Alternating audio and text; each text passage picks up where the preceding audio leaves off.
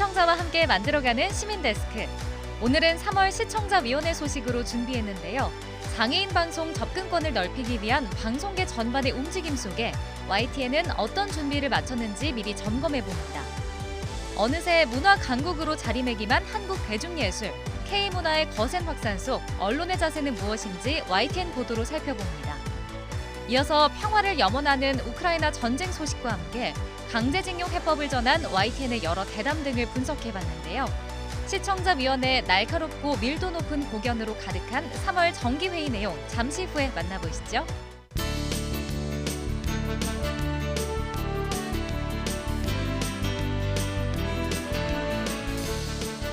한 주 동안 안녕하셨습니까? 김영수입니다. 화려한 봄꽃이 피면서 봄 기운이 만연한 4월입니다. 실내외 인원 제한도 없고 마스크 착용 의무도 사라지면서 노마스크 봄철 관광이 더 활발해질 예정이라고 합니다. 때 맞춰 피는 봄꽃에 전국 곳곳에서 다채로운 축제가 한창이라고 하는데요. 완연한 봄 기운 따라 가까운 곳으로 나들이를 계획해보는 것도 좋을 것 같습니다. 이번 주 시민데스크는 3월 시청자위원회 소식으로 준비했습니다. 지금 바로 만나보시죠.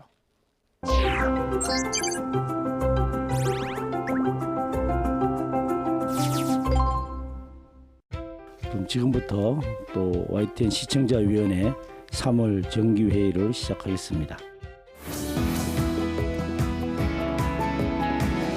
경남 합천에서 큰 산불이 나서 많은 피해를 남겼었는데 그때 여러 개의 채널들을 좀 보면서 이렇게 모니터링을 해봤습니다. 근데 제가 이제 눈에 띈 부분은 YTN에서 이제 수어 방송 부분인데 수어 방송이 상대적으로 좀 타 언론에서 나오는 거에 비해서 좀 미흡하지 않았나라는 인상을 좀 받았고요. 국내 농아인의 인구가 40만 명을 넘는다고 하는데 사실 그분들이 뉴스를 보면서 이 화면에는 산불 장면이 막 나오고 그리고 그 내용 파악이 좀 힘들다고 하면 이게 어디서 일어나는 일인지 대피를 뭐 해야 되는 건지 참 모를 일인데 좀 불안감에 크게 사로잡히지 않을까라는 걱정이 들었고요. 저도 YTN 뉴스를 통해서 본 건데 한글 자막보다는 그 수어를 통해서 훨씬 더 이해를 빨리 하신다고 하는데 이 국내 대표 보도 채널인 YTN에서 긴급 재난 방송이라든지 어떤 국가 중대사를 다루는 이벤트 또는 그런 중대사에 관련된 기자회견이라든지 이런 경우에만이라도 수어 방송에 좀 비중을 확대했으면 좋겠다라는 생각을 좀 가져봤고요. 그 얼마 전부터 제작해서 방영하는 것으로 아는데 그때 저희 시청자위원회에서도 의견을 내셔서 수용을 해주셔서 그 심폐소생술 응급처치 관련 영상이라든지 뭐 국민의 안전을 계도하고 어떤 그것과 관련된 정보를 전달하는 뭐 보도라든지 캠페인성 영상에서도 수어 방송을 제가 보지는 못한 것 같습니다. 그런 것들은 좀 반드시 삽입을 해주셨으면 좋겠다라는 의견을 좀 드리고요. 제가 조금 더 관심을 갖고 이번 달 중에 YTN에서 현장 생중계로 연결하신 뉴스들을 살펴봤는데 미국 금리 인상 영향에 대해서 정부 측 브리핑하신 거, 그리고 얼마 전에 이재명 대표가 법원에 출석했을 때 현장 연결하신 거, 그리고 뭐 여야당 대표 상견례 하시는 현장이라든지 인천에서 큰 불 났을 때 그때도 소방서 측에서 브리핑으로 생중계 연결하셨을 때, 그리고 3.1절 기념사 하셨을 때도 사실은 수어방송은 제가 확인 못한 것 같습니다. 저도 인지하는 부분은 수어방송이 들어가면 일반 시청자들께서 보시기에 이게 화면을 좀 분할하고 시선이 좀 흩어지고 그리고 자막이라든지 영상 일부분을 가려서 또 그거에 불만을 느끼는 분들도 있다라고는 아는데 적어도 재난 속보라든지 그런 관련 중요한 이슈에 대해서는 잘 선별해서 내보내시는 게 맞지 않나라는 의견을 드리고요. 또 수어방송 의무 편성 비율도 5%에서 7%로 늘었다는 관련 기사를 제가 본 것 같은데, 그리고 또 곧 있으면 장애인의 날도 좀 다가오고 그런 시류랑 맞물려서 좀 적극적으로 검토할 시점이 되지 않았나라는 생각이 들었습니다. 그 수어방송 편성과 관련해서 당장 그거를 다 늘리겠다라든지 하기에는 저희들이 사실은 뭐 인력의 문제라든지 들어가는 예산의 문제라든지 이런 것들이 좀 현실적인 부분들이 있습니다. 그런데 어쨌든 말씀 주신 방향 자체는 저희들도 동의를 하고요. 중간에 SB 심폐소생이라든지 뭐 이런 것들 부분에서 좀 더 이제 그런 분들에게 전달성을 높일 수 있는 부분들은 좀 내부적으로 먼저 시작할 수 있는 부분들인 것 같아서 그런 것들은 먼저 시작할 수 있는 부분은 먼저 시작하는 대로 좀 이제 할 수 있는 데까지 하고 그 예산과 인력이 들어가야 되는 부분들은 내부적으로 좀 준비 기간들이 좀 필요한 것 같고 어쨌든 최대한 빨리 한번 긍정적인 방향으로 검토해서 될 수 있는 쪽으로 저희를 한번 추진을 해보겠습니다.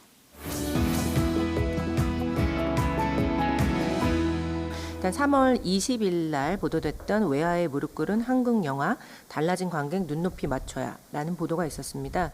한국 영화가 코로나19 이후에 조금 다시 이렇게 반등을 하리라고 예상을 했지만 흥행이 예상보다 못하고, 그리고 그랬을 때 이제 일본 애니메이션이나 헐리우드 영화가 좀 강세를 보이는 부분, 그리고 그게 그 사이에 코로나19를 지나는 사이에 OTT를 중심으로 한 이제 미디어 환경의 변화로 인해서 관객들이 아무래도 영화관을 찾지 않는데 관람료는 어쩔 수 없이 인상이 되는 이런 문화예술의 한 단면을 좀 보도를 한 부분입니다. 관객들의 온도와 그리고 이걸 제작하거나 이제 배급하거나 유통하는 쪽의 온도들이 좀 다르고, 또 미디어 환경이 변화하는 측면이 굉장히 좀 이슈로 여러 부분에서 이야기가 되고 있는데요. 이게 최근 두드러지고 있는 어떤 미디어 환경의 변화나 대중문화의 트렌드하고도 연관되는 만큼 이렇게 단편적인 보도가 아니라 조금 더 장기적인 관점에서 그렇다면 향후 어떠한 전망이나 대책들이 있을 수 있을까 하는 것을 공급자적인 측면이나 생산자적인 측면에서 좀 더 깊이 있게 다뤄주셨으면 좋겠다라는 생각이 들었고요. 이것과 약간 연관이 되지만 더 큰 이슈로 이제 3월 달에 좀 많이 보도가 됐었던 게 이제 불법 영상, 동영상 스트리밍 사이트와 관련된 보도들이 계속 있었죠. 3월 22일 더 뉴스에서 최신 드라마가 다 공짜, 속타는 OTT 대책과 배경은이라는 보도로 이제 전문가가 출연을 하셔서 약간 15분 정도의 대담을 가졌었습니다. 그래서 이제 OTT가 대중화되고 그러면서 이제 불법 동영상 스트리밍 사이트의 문제가 뭐 어제 오늘의 일은 아니지만 아무래도 이게 우리나라에서 뭔가 이슈가 되는 컨텐츠가 나올 때 아주 큰 폭으로 증가를 하고, 그것이 외국에서의 문제만이 아니라 국내에서도 이거를 이제 시청하는 사람들의 인구가 좀 늘어나다 보니까 이것이 전반적으로 굉장히 심각한 문제다라는 것들을 지적을 해주셨고, 이 보도에서 향후 대책에 관한 부분에서는 다소 좀 평면적이거나 아니면 좀 당장 이루어질 수 없는 요원한 대책들, 그래서 뭐 검색을 금지시킨다던가 뭐 국제적인 수사 공조를 통해서 운영진들을 검거해야겠다, 뭐 이런 식으로 이제 이 보도는 끝이 났는데요. 이거보다는 보다 현실적인 대안 마련이나 그러니까 민관이 좀 협동으로 해서 정부나 국내 사업자들이 어떤 방향성을 가지고 이게 앞으로 어떤 기노브로 봤을 때 어떻게 이런 저작권 이슈들을 대응해 나갈 것인가에 대해서 조금 더 심층적으로 한번 다뤄주셨으면 하는 생각이 좀 들었고요. 2월에 아마 한국 영화 통계 가지고 보도했던 사안으로 기억하고요. 또 불법 영상 스트리밍 서비스에 대한 거 2개 하시면서 궁극적으로 주문하신 건 이제 원론적인 구두선적인 대안이 아니라 조금 더 현실적인 대안을 모색할 수 있는 보도를 해달라는 취지로 제가 이해를 하고 있고, 저도 몰랐던 어떤 구조적인 문제들이 많이 있었던 것 같고, 앞으로도 아무튼 말씀 주신 것도 큰 틀로 보면 뭐 비슷한 맥락으로 이해하고 있고요.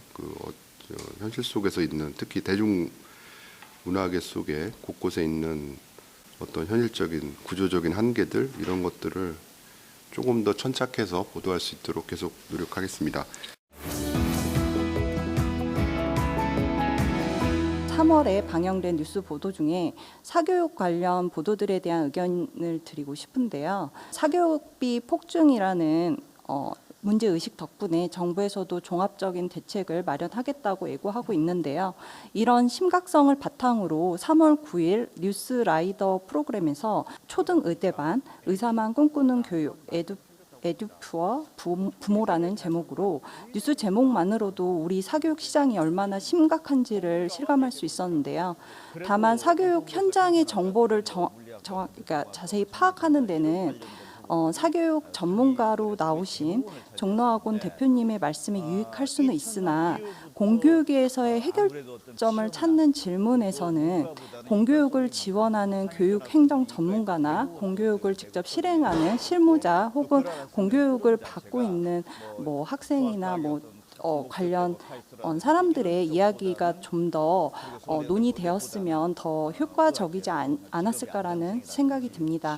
더구나 사교육 문제를 지적하는데 사교육 시스템을 운영하는 전문가와의 단독 인터뷰로 문제의식이 잘 전달될 수 있을지에 대한 의문이 있었습니다. 넓게는 저출생 문제로까지 연결되는 이러한 교육 문제를 좀 더 심층적으로 다룰 수 있는 다양한 정보원들을 확보해 주시면 좋을 것 같습니다. 사교육비는 사실 단발성으로 끝났습니다. 그날 통계청 보도 통계가 나오고 나서 그날 하루 정도 하고 나서 다만 팀 차원에서 효율적인 인터뷰이가 누굴까를 이제 고민하다 나온 것 같은데 그러다 보니까 상대적으로 학부모나 학생 등 주요 다른 당사자들의 목소리가 이렇게 부각되지 못한 면은 있는 것 같고요. 그거는 말씀하신 취지를 제가 그 해당 팀과도 공유하겠습니다. YTN 유튜브 채널을 통해서 여러 뉴스들을 실시간으로 혹은 빠른 시간 내에 전달해 주셔서 매우 유익하다고 생각합니다. 그러나 유튜브 혹은 온라인만의 컨텐츠가 없는 점이 항상 아쉬웠습니다.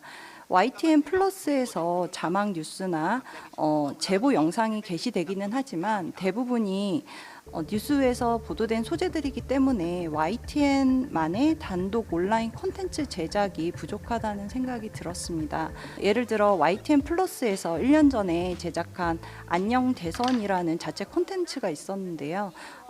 제가 알기로는 좋은 평가와 반응을 얻은 것으로 알고 있습니다.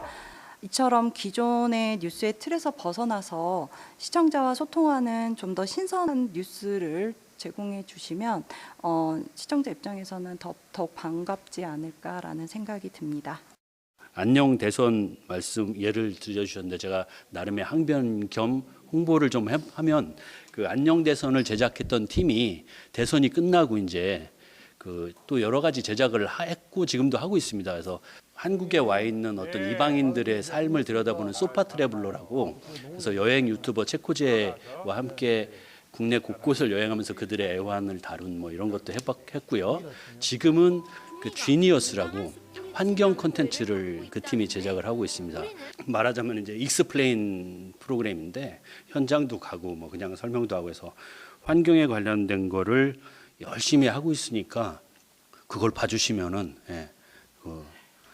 대답이 어느 정도 될 것 같아요. 예. 이제 우주항공청에 대해서 기사 내용이라든가 이런 걸 좀 말씀을 드리고 싶은데요. 지금 이제 모두 아시다시피 이제 우주라는 것 자체가 개념이 좀 바뀌고 있습니다. 바라보고 있는 우주에서 미래 먹거리를 위한 우주로 바뀌고 있고 그거에 대해서 우리가 지금 대한민국이라는 나라에서 우후죽순으로 개발을 하던 것들을 하나의 거버넌스를 통해서 이제 착실하게 개발을 하자. 그래서 미래 먹거리를 창출하자라는 게 지금 그 지난 정부서부터 이제 계속 나왔던 말들입니다. 근데 그 우주항공청에 대해서는 상당히 중요한 그 의미가 있는데도 불구하고 YTN의 기사를 보면 정부에서 발표하는 내용만을 딱 요약해서 발표를 하시더라고요. 사실은 이게 생각보다 굉장히 복잡한 문제입니다. 지금 다들 아시다시피 사천이냐 아니면 뭐 대전이냐 또 제3의 도시냐 굉장히 복잡한 그 부지 가지고 지금 굉장히 싸움하고 있는데 속내를 들여다보면 정치적인 이슈가 거기 또 포함이 되어 있고 대통령의 공약 이행이냐 아니면 우주 발전, 우주 개발을 보다 효율적으로 할 수 있는 거냐에 대한 그 쟁점에서 지금 굉장히 많은 토론들이 이어지고 있습니다. 이런 것들을 좀 보다 확실하게 전달을 해주기 위해서는 좀 전문가들에 대한 그 의견이라던가 아니면 또 뭐 예를 들어 사천이면 사천 또는 경남이면 경남 쪽 이쪽에 대표할 수 있는 분들을 모셔다가 토론이라던가 아니면 의견을 들어보는 그런 그 필요성이 있다고 생각을 합니다. 보도 전문 채널로서 선도적 주자를 이끌고 계시니까 이런 부분에 대해서 조금 더 발굴과 조금 더 깊이 있는 보도를 해주셨으면 감사하겠습니다. 과학기술정보통신부를 포함한 과학 분야가 이제 저희는 이제 보도국이랑 사이언스 TV가 이렇게 나눠져서 협업을 하는 구조여서 사이언스 TV랑도 협의를 해서 단순히 우주항공청의 입지를 둘러싼 뭐 이런 문제는 뭐 보도국에서 일단 급한 대로 취재를 통해서 소화할 수 있겠습니다만 더 나아가서 뭐 장기적으로 그 안에 있는 여러 가지 문제들 같은 경우는 충분히 협의해서 다룰 수 있도록 노력하겠습니다. 네. 저는 자막 뉴스의 제목에 대한 부분들을 좀 말씀을 드리고 싶은데요. 이 자막 뉴스가 이제 기존의 YTN에서 보도되는 내용들을 좀 유튜브 환경에 맞춰서 편집해서 이제 보도되고 있는데 제가 몇 가지 뉴스를 보다 보니까 실제로 보도 제목은 찌든 때 유통기한 지난 채로 배달음식 전문업체 무더기 적발, 부산시 특사경 배달 전문업소 13곳 불법행위 적발이라고 해서 해당 보도는 부산시 특별사법경찰이 배달 전문 음식점을 대상으로 해서 위생점검을 실시한 결과 비위생적인 이런 조리 환경들이 적발되었다라고 했는데 자막 뉴스에서는 중국 아니고 한국입니다. 단속 나가는 경찰도 기겁 이렇게 해서 사실은 중국이라는 나라가 우리 이미지상에 굉장히 좀 식품상에 좀 불량하고 또 비위생적이라는 그런 이미지가 있다라고 하지만 제목을 이렇게 달았을 경우에 해당하는 국가에 대한 비하라든지 이런 부분들도 좀 보일 수 있는 부분들이라서 이런 부분들에 좀 더 유의를 해줬으면 좋겠다라는 생각이 들었습니다. 비슷하게 자막 뉴스상에서 전복 세척 영상 봤더니 의식불명 유발 살균제 떡하니 이렇게 이제 제목을 달았는데요. 해당 보도는 중국에서 살균제로 해삼 전복이 이제 전복을 세척했는데 식약처에서는 해당하는 부분을 알아봤더니 국내에 수입이 안 된 것이다라고 했는데 여기에서도 의식불명 유발 이렇게 해서 사실은 이러한 그 식품에 대한 부분들에 있어서 좀 더 자극적인 좀 제목을 다루지 않았나라는 생각이 듭니다. 물론 이제 유튜브 환경에 이제 맞춘 영상이라고 하지만 YTN의 보도가 굉장히 보도 전문 채널에서 전달하는 유튜브 영상인 만큼 이러한 제목을 다는 부분들에 있어서도 조금 유념해서 달아줬으면 좋겠다라는 의견입니다. 자막 뉴스는 그 보도국에서 생산되는 리포트들을 실시간으로 이제 각자 한 10명 정도의 에디터들이 그 뉴스 에디팅 업무를 하면서 자발적으로 이제 합니다. 그러다 보니까 문제가 지금 사전 데스킹을 할 시간적인 여력, 이건 뭐 변명일 수도 있겠지만 지금 그런 식으로 이루어졌고 하여튼 최선을 다해서 사후라도 얼른 과한 게 있으면 고치고 막 그래 왔었거든요. 지적하신 내용이 100% 지당하시고 하여튼 데스킹을 강화하는 수밖에 없거든요. 그래서 이제 이 과장 왜곡 이런 게 전혀 없이 팩트만으로 이제 제목과 그 조회수의 유혹에 시달리지 않는 게 이제 제일 방법이거든요. 그래서 그 방법을 하여튼 이건 대책을 철저히 세우겠습니다. 3월 17일 뉴스 라이브에서 이제 한일 정상회담 끝나고 나서였던 것 같습니다. 경남대 극동문제연구소 조진구 교수님이 나오셔가지고 굉장히 차분하고 예리하게 한일 정상회담에 대해서 이제 뭐 사실 양국이 좀 비정상적인 관계를 왜냐하면 오랫동안 교류가 없었잖아요. 정상회담도 못하고.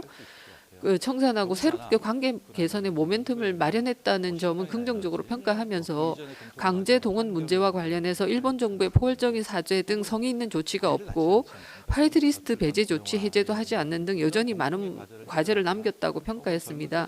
그리고 이번 미래 기금이 전범 기업의 개별 참여도 그리고 사과 표현도 담지 못했다는 점에서 12년 전 미쓰비시 장학금보다 못하다는 평가를 받을 것이다 이런 보도도 있었고요. 그리고 위안부 문제, 독도 문제 재점화 가능성도 보도했고 구상권 포기에 대한 피해자 반발, 강제동원 배상 문제가 윤 대통령 부정평가 1위인 이런 것들까지 다 보도를 해서 저는 한일 정상회담과 관련해서 YTN이 보도를 잘했다 이런 생각이 들었습니다. 그리고 그 3월 7일 날 더 뉴스 일부에서 주 52시간 근무 개편안에 대해 정철진 경제평론가가 나와서 노동자 건강권 그리고 몰아쉬기의 현실성 문제 이런 것들을 잘 짚었습니다.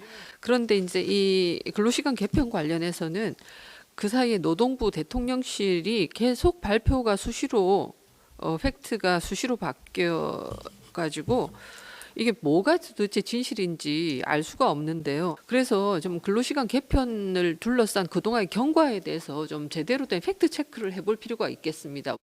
근로시간 개편을 둘러싼 정책 혼선은 거의 한 달 가까이 이어지고 있는데 요거에 대해서는 아마 뭐 어떤 식으로든 계속 좀 어느 정도 시간이 지나면 거기에 살을 붙여서 왜 이런 현상이 빚어졌고 또 이런 것들이 재발되지 않기 위해서는 어떤 시스템, 제도, 의지가 필요한지에 대해서는 아마 평가하는 자리가 있을 것 같고요. 저희도 그거 계속 관심을 갖고 지켜보겠습니다.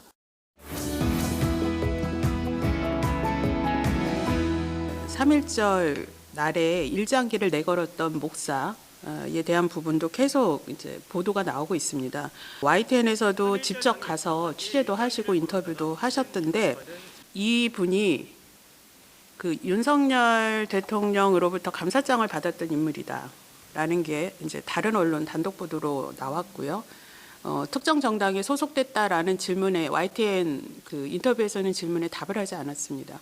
근데 제가 듣기로는 YTN에서 이분이 특정 정당 소속 또 감사장 받았던 걸 제일 먼저 확인하고 취재했던 걸로 알고 있는데 YTN에서는 그 보도가 보이지 않고 다른 언론에서 단독이 나왔어요.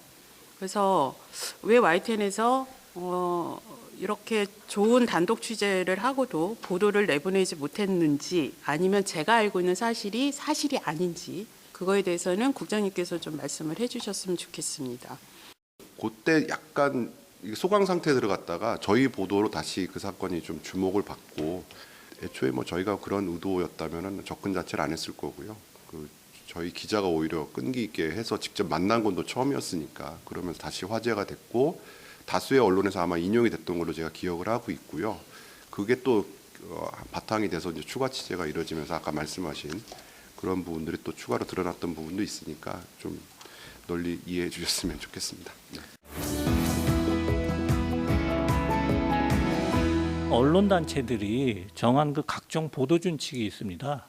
그 보도 준칙을 따른다는 문구를 좀 그 모바일 인터넷 화면상에 적용하는 방안을 좀 제안을 하고 싶은데요. 감염병 보도 준칙이나 선거 여론조사 보도 준칙, 재난 보도 준칙 이 세 가지 감염병, 선거 여론조사 보도, 재난 보도 시에는 관련 기사 하단에 YTN은 감염병 또는 선거 여론조사 또는 재난 보도 보도 준칙을 준수합니다라고 한 줄 표기해 놓으면 그 보도의 신뢰성과 책임성도 높아질 수 있다고 봅니다. 왜 제가 세 가지 준칙을 언급했냐 하면 재난 보도는 이태원 참사를 통해서 또 감염병 보도는 코로나19를 통해서 선거 여론조사 보도는 내년 총선 등을 앞두고 우리 사회에서 모두 큰 이슈들이기 때문에 이 부분에 대해서 우리 사회에 좀 더 이제 책임감 있는 언론으로서의 좀 모범이 필요하다는 문제의식에서 이 부분이 좀 필요하지 않을까 하는 생각을 가지고 있습니다. 그리고 이제 마지막 하나는요. 그 모바일 화면상의 그 유저 인터페이스 관련 제안입니다.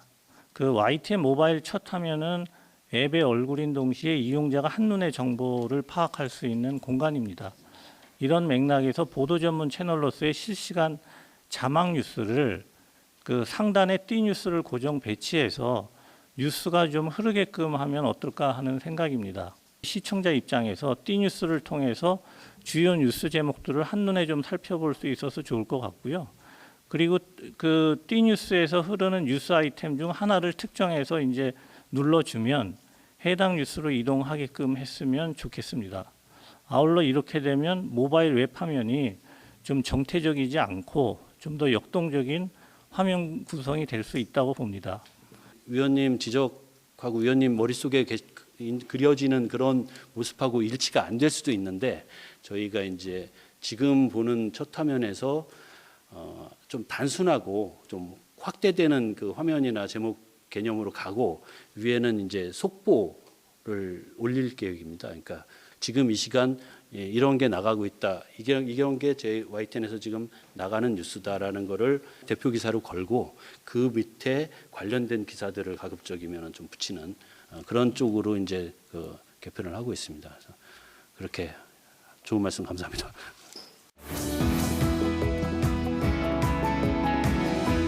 저도 요즘에 좀 뜸해졌습니다만 우크라이나 러시아 전쟁 보도가 과거에 많이 있었습니다. 최근에는 아마 조금 많이 없어진 잘 보도를 안 하는 것 같은데요. 근데 이제 보도 내용을 보면 주로 양측에서 군비 증강이라든지 뭐 병력 증강 이런 걸 통해서 전쟁 준비를 하거나 이런 쪽에 많이 치중돼서 그동안 보도가 됐는데 이게 좀 장기화되다 보니까 뭐 대한민국뿐만 아니라 뭐 그 나라 국민들은 당연할 거고 전 세계 아마 모든 사람들이 이 전쟁에 대한 이후에 이제 빨리 마무리되고 평화를 원할 건데 물론 국제적으로 그런 노력들이 잘 안 보이긴 합니다만은 그래도 이 전쟁을 마무리시키고 빨리 평화를 가져오려는 어떤 여러 가지 노력들, 주변에서 노력들, 뭐 이런 국제기구라든지 또는 여러 가지 국제적인 어떤 민간 단체 이런 데 활동들이 좀 있어서 그런 것들이 좀 많이 보도가 되면 우리나라 일은 아니지만 어쨌든 전쟁을 다 싫어하는 모든 사람들이 봤을 때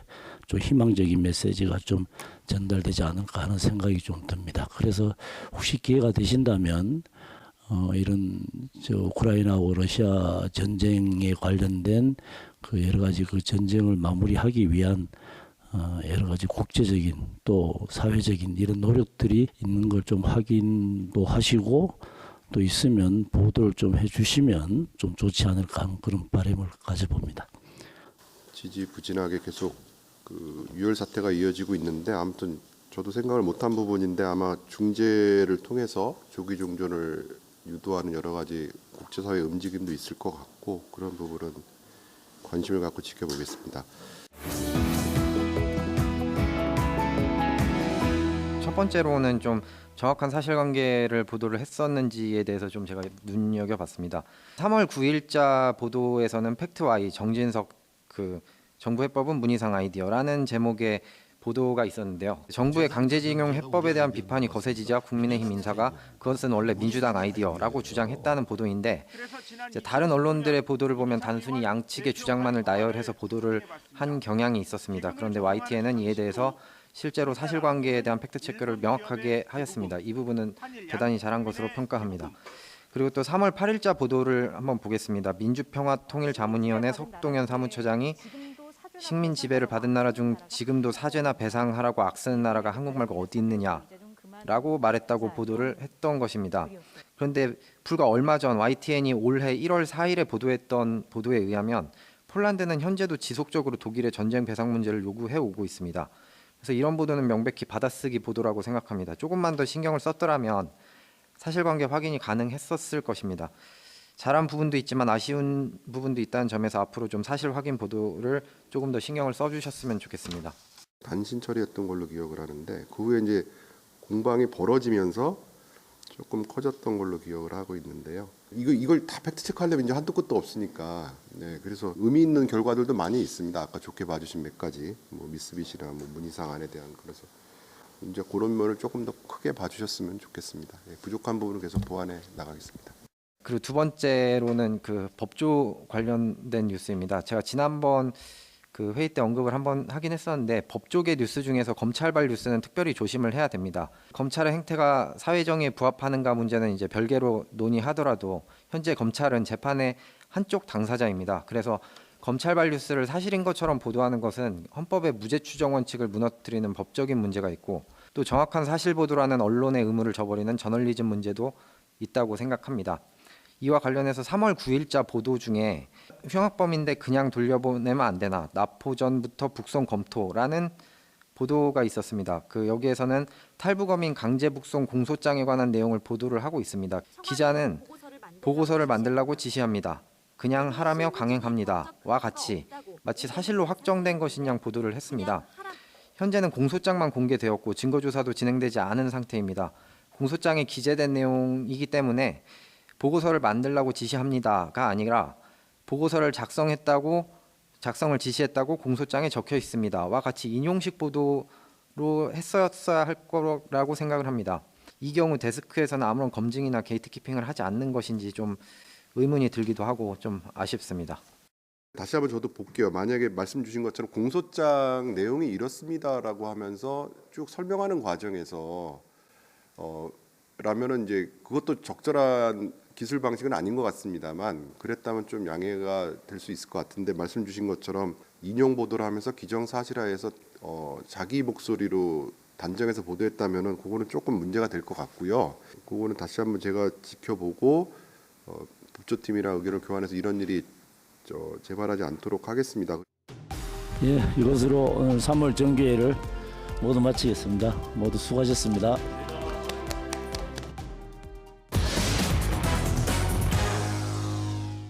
시민데스크는 시청자 목소리로 YTN을 돌아봅니다. 방송에 대한 여러 의견들 SNS와 홈페이지 또 전화로 남겨주시고요.